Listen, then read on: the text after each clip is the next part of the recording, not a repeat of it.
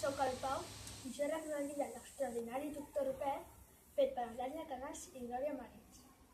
L'il·lustrador és Carles Armat. La història és interessant, misteriosa i molt curiosa. Ara us llegiré el cartell del doctor. Soc el doctor Berlin i tracto tota mena de mals que corren o que s'estan quiets, pors estranyes i por a les aranyes, espasmes i colors terres, tristeses de l'ànima i gàbies banyes, abandeires al món, manies que molesten com mosques i preguntes que punxen. La consulta cal fer-la per carta, amb una descripció breu dels símptomes.